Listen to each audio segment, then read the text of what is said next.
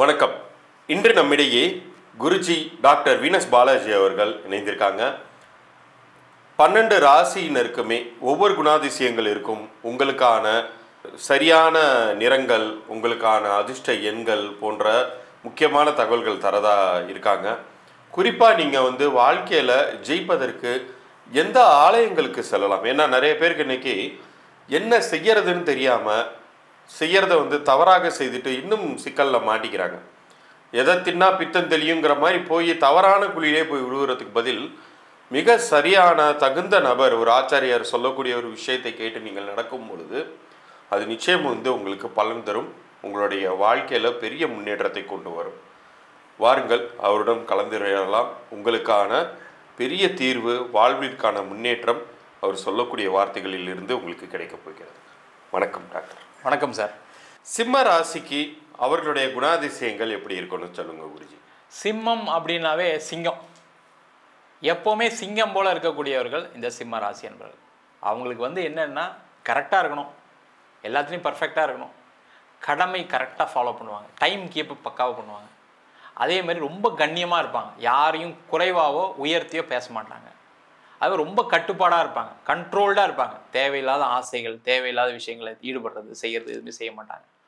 முக்கியமாக எப்படி சிங்கம் ஒரு காட்டுக்கே ராஜாவோ, அந்த வீட்டுக்கு ஒரு ராஜாவாக, ஒரு தலைவனாக, அது ஆணாக இருந்தாலும் சரி பெண்ணாக இருந்தாலும் சரி, அந்த தலைமை பொறுப்பை எடுத்து நிர்வகிக்கக்கூடிய திறன் படைத்தவர்கள் இந்த சிம்ம ராசி என்பவர்கள். ஆஃபீஸில், பிஸ்னஸில் பெரிய லெவலில் பொசிஷனில் இருக்கக்கூடியவர்கள் சிம்மராசி என்பவர்கள். நாட்டை ஆளக்கூடிய மிகப்பெரிய தலைவர்கள் நிறைய பேர் சிம்மராசி என்பவர்களாக இருக்காங்க. காரணம் என்னன்னா, அந்த சிங்கம் காட்டுக்கே ராஜா. அப்போ அந்த தலைமை பொறுப்பு அவங்களுக்கு கிடைச்சா மட்டும்தான் அது சிறப்பாக இருக்கும். ஏன்னா அவங்க தான் எல்லாரையும் கரெக்டாக வழி நடத்துவாங்க. கரெக்டான டைமில் என்ன செய்யணும், என்ன செய்யக்கூடாது அவங்களுக்கு நல்லாவே தெரியும். அதில் 3 நட்சத்திரம் இருக்குது. முக்கியமாக பார்த்தீங்கன்னா மக நட்சத்திரம். எல்லாம் செஞ்சுட்டு வருத்தப்படக்கூடிய நட்சத்திரம் இந்த மக நட்சத்திரமாக இருக்கும். எல்லாருக்கும் எல்லாம் பண்ணுவாங்க, எல்லாம் பர்ஃபெக்டாக இருக்கும்னு நினைப்பாங்க, எல்லாம் செய்யணும்னு நினைப்பாங்க. கடைசியில் யாராவது ஒருத்தர் அவங்கள தவறாக பயன்படுத்திடுவாங்க, அதில் மாட்டிக்குவாங்க. அடுத்தது பூர நட்சத்திரம். பூர நட்சத்திரம் பார்த்தீங்கன்னா ரொம்ப ஜாலியாக எல்லாரையும் ஹேண்டில் பண்ணுவாங்க, ரொம்ப கூலாக. அந்த நிர்வாகமே பார்த்தீங்கன்னா ரொம்ப ஜாலியாக தட்டி கொடுத்து எப்படி செய்ப்பா, அதை பண்ணுப்பா, இதெல்லாம் செஞ்சுன்னா நீ நல்லா இருப்ப, கம்பெனி நல்லா இருக்கும், நீ வேலை பார்க்குற இடத்துல எல்லாமே சூப்பராக இருக்கும். அதுமாதிரி பிஸ்னஸ் பண்ணக்கூடிய இடத்துல எல்லாருமே ஹாப்பியாக வச்சுப்பாங்க. அது பூர நட்சத்திரம். அடுத்த உத்திர நட்சத்திரம். ரொம்ப ஸ்ட்ரிக்டாக, கண்ட்ரோல்டாக, சிரித்து கூட பேச மாட்டாங்க. நீ என்ன சொல்கிறியோ அதை செய், நான் என்ன சொல்கிறேனோ அதை கேளு, அவ்வளோதான். அந்த மாதிரி ஒரு குணம் கொண்டவர்கள் இந்த சிம்மராசி என்பவர்கள்.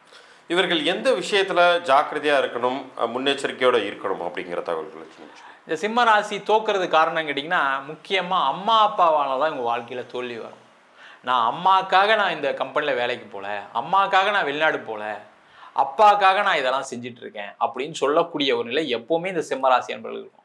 அம்மா அப்பாவை அதிகமாக பாதுகாக்கக்கூடிய ராசி இந்த சிம்ம ராசி. அதனால் தோல்விகளும் அடையக்கூடிய ராசி. என்ன சார், அம்மா அப்பாவை காப்பாற்றாமல் எப்படி சார் இருக்குது நிறைய பேர் கேட்பாங்க. ஆனாலுமே என்னென்னா, அம்மா அப்பா காப்பாற்ற வேண்டிய கடமை இருக்குது. அதுக்காக நீங்கள் கஷ்டப்பட்டு அவங்கள மனவருத்தப்படாமல் வச்சுக்கிறது ரொம்ப ரொம்ப முக்கியம் இல்லையா? அதனால் முதல்ல அவங்க சேஃபாக இருக்கணும். அவங்க சேஃபாக இருந்தால் அம்மா அப்பா கண்டிப்பாக காப்பாற்ற முடியும். அம்மா அப்பாவும் நல்லா சந்தோஷமாக இருப்பாங்க. இவங்க சேஃபாக இல்லாமல் இருக்கும்போது என்ன ஆகும், அம்மா அப்பாவுக்கும் ஒரு பிரச்சனையை கொடுக்குது. அதனால் அம்மா அப்பா விஷயத்தில் அவங்களுக்கு பெருசாக எதிர்பார்த்துனா அதை செய்யணும் இதை செய்யணும்னு நினைக்காம கடமையை செய்யணும். அதே நேரத்தில் இவங்களுடைய வாழ்க்கையில் வளர்ச்சியை நோக்கி கொஞ்சம் பார்த்தாங்க அப்படின்னா தோல்வி இல்லாமல் சிறப்பாக இருக்கலாம். இவர்களுக்கு முக்கியமாக ஒரு சில தசாபுத்தி குறிப்புகள்னு ஏதாச்சும் இருந்துச்சுன்னா சொல்லுங்கள். ஆக்சுவலாக பார்த்தீங்கன்னா, சிம்ம ராசி அன்பர்களுக்கு ஆரம்ப காலத்தில் மக நட்சத்திரத்தில் பிறந்தாங்கன்னா ஆரம்ப காலத்திலே கேது தசை போயிடும், பிரச்சனை கிடையாது. அடுத்து சுக்கிர தசை, அதுவும் பெரிய பிரச்சனையை கொடுக்காது. இந்த சூரிய தசை சில ராசி நண்பர்களுக்கு பிரச்சனையை கொடுக்குது. காரணம் என்னன்னா, அவங்களுடைய சூரியனுடைய பொசிஷன் ஏதாவது 6லேயோ 8லேயோ இருக்கும்போது அவங்களுக்கு கொஞ்சம் பிரச்சனையை கொடுக்குது. மேஜராக இவங்க பாதிக்கக்கூடியது என்னென்னா, சந்திர திசையில் பாதிக்கப்படுறாங்க. அந்த சந்திர திசையில் நிறைய பேருக்கு மனக்குழப்பங்கள்னால பிரச்சனைகள் வருது. அதேமாதிரி உடல் ரீதியான பாதிப்புகளை இந்த சந்திர திசை கொடுக்கும். இதில் ஒரு பெரிய ஸ்பெஷாலிட்டி என்னென்னா, சில சிம்ம ராசி அன்பர்கள் இந்த சந்திர திசையில் வெளிநாடு போயிடுறாங்க, வெளியூர் மாறி போயிடுறாங்க. அவங்க சூப்பராக இருக்காங்க, சேஃபாக செட்டில் ஆகிடுறாங்க. அது போக முடியாமல் இங்கேயே வேலை இருக்குது, இங்கேயே பிஸ்னஸ் இருக்குது அப்படின்னு மாட்டிக்கிறவங்களுக்கு கடன் பிரச்சனை வருது.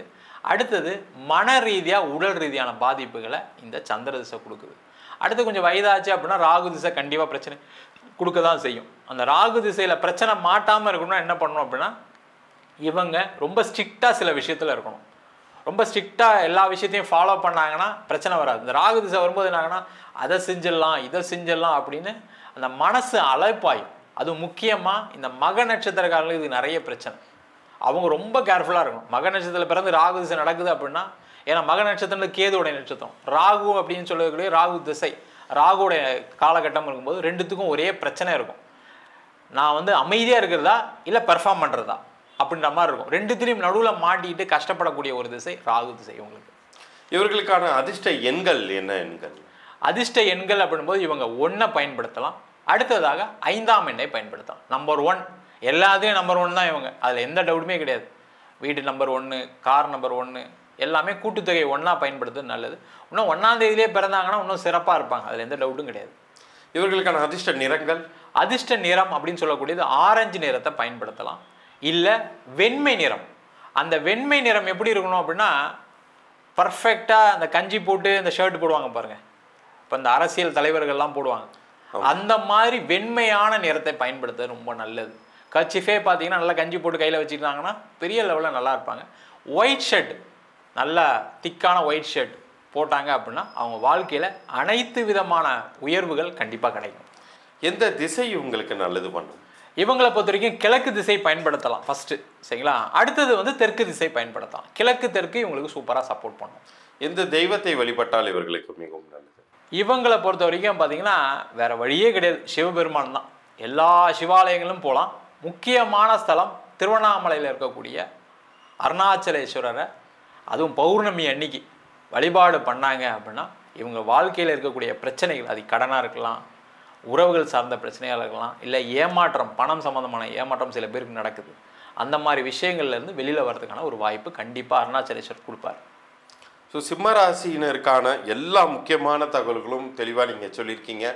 இதை நம்ம நேயர்கள் கடைபிடித்தார்கள் என்றாலே அவர்களுடைய வாழ்க்கையில் இருக்கக்கூடிய அனைத்து இன்னல்களும் தீர்ந்து நிச்சயம் வந்து அடுத்த நிலைக்கு அவங்க ஸ்டேட்டஸ் உயர்வதற்கான அனைத்து விஷயங்களும் இன்றைக்கி அவங்களுக்கு கிடச்சிருக்கு. இது இறைவனுடைய கொடுப்பினை தான் இந்த பதிவு உங்களுக்கு காண கிடைத்தது. நம்ம சொன்ன பலன்கள் அனைத்தும் பொதுவான கோச்சார பலன்களே. உங்கள் ஜாதகத்தில் செவ்வாய் நல்லா இருக்குது, ஒரு ஜாதகத்தில் செவ்வாய் தசை நடக்குது, அந்த மாதிரி இருக்கும்போது இந்த பலன்கள் கண்டிப்பாக மாறுபடும். ஜாதகம் பார்க்கணும் இருப்போம் அப்படின்னா கீழே இருக்க நம்பருக்கு வாட்ஸ்அப் பண்ணிட்டு ஜாதக பலனை தெரிந்து கொள்ளலாம். ஜாதகம் இல்லாதவங்களுக்கு சிங்கிள் பேஜில் பிடிஎஃப் ஃபார்மேட்டில் வெறும் 99 ரூபாய்க்கு ஜாதகம் கொடுக்குறோம். டீட்டெயிலான ஜாதகம் வேணும், நோட்டில் எழுதுன மாதிரி பிடிஎஃப்பில் வேணும் அப்படின்னா 51 பக்கம் கொண்ட பிடிஎஃப் வெறும் 5 ரூபாய்க்கு கொடுக்குறோம். சில பேர் ஃபோன் பண்ணி நோட்டில் எழுதிடணும்னு கேட்குறாங்க, நோட்லேயும் எழுதி தரோம். அதுக்கு ஒரு வாரம் டைம் எடுத்துக்கிறோம். வேணுன்றவங்க கீழே இருக்க நம்பருக்கு வாட்ஸ்அப் பண்ணுங்கள். நம்ம வீனஸ் ஆஸ்ட்ரோ அகாடமியில் அடிப்படை ஜோதிட பயிற்சி வகுப்புகள்லேருந்து ஒரு கிரகம்னா என்ன, நட்சத்திரம்னா என்ன, ஒரு ஜாதகம் எப்படி பலன் பார்க்குறது, அதே மாதிரி திருமண பொருத்தம் எப்படி பார்க்கறது, வாஸ்து எப்படி பார்க்கறது, நியூமராலஜி படி எப்படி பெயர் வைத்து கொடுப்பது, முகூர்த்தம் நிர்ணயம் எப்படி பண்ணுறது, அது மட்டும் இல்லாமல் பிரசன்ன ஜோதிட முறைகளில் தாம்பூல பிரசன்னம், சோழி பிரசன்னம், அஷ்டமங்கல பிரசன்னம் போன்ற பல பிரசன்ன வகுப்புகள் நடத்திட்டு இருக்கோம். ஆண் பெண் இருபாலரும் படிக்கலாம், வயது வரம் கிடையாது, குறைந்த கட்டணத்தில் வகுப்பு நடத்திட்டு இருக்கோம். இது நேரடி வகுப்பாக நடக்குது. வெளியூர் வெளிநாட்டில் படிக்கிறோம், ஆன்லைன் வகுப்புலையும் சேர்ந்து படிக்கிறாங்க. படிக்கணும் விருப்பப்படுறோம் கீழே இருக்க நம்பருக்கு வாட்ஸ்அப் பண்ணிட்டு பயிற்சிக்கான விவரங்களை தெரிந்து கொள்ளலாம். உங்களிடம் விடைபெறுவது வீனஸ் பாலாஜி. சர்வஜனா சுகினோ பவந்து.